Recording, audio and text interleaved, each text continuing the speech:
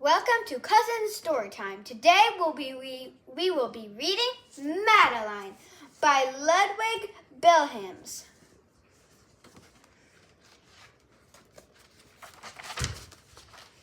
Madeline.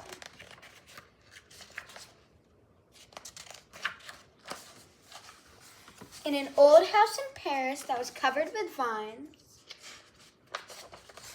lived 12 little girls in 2 straight lines. In 2 straight lines, they broke their bread and brushed their teeth and went to bed. They smiled at the good and frowned at the bad, and sometimes they were very sad. They left the house at 9:30 in 2 straight lines, in rain or shine. The smallest one was Madeline. She was not afraid of mice.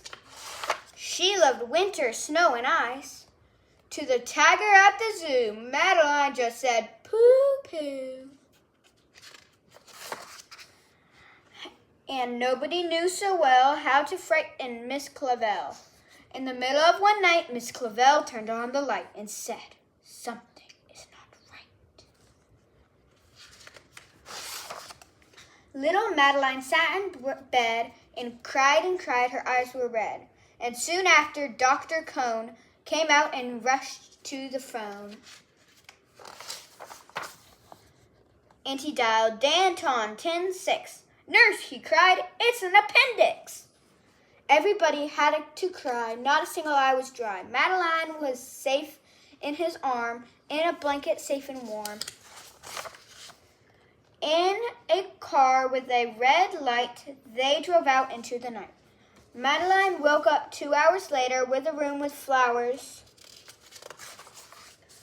Madeline soon ate and drank. On her bed there was a crank, and a crack on the ceiling had a habit of sometimes looking like a rabbit.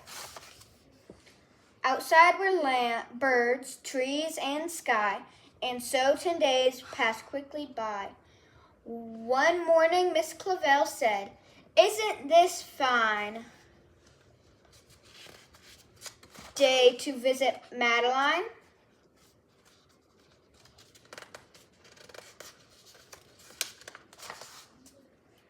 Visitors from 2 to 4 read a sign outside her door, tiptoeing with a solemn face, with some flowers and a vase.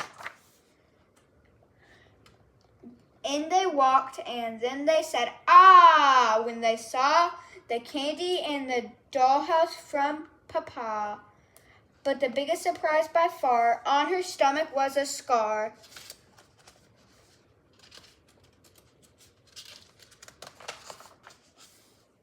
"Goodbye," they said, "we'll come again." And the little girls left in the rain. They went home and broke their bread and brushed their teeth and went to bed. In the middle of the night, Miss Clavel turned on the light and said, "Something is not right," and afraid of a disaster, Miss Clavel ran fast and faster. And she said, "Please, children, do tell me what is troubling you." And the little girls cried, "Boo-hoo, we want our appendix out too." "Good night, little girls. Thank the Lord you are well. And now go to sleep," said Miss Clavel. "And that is all. There isn't any more."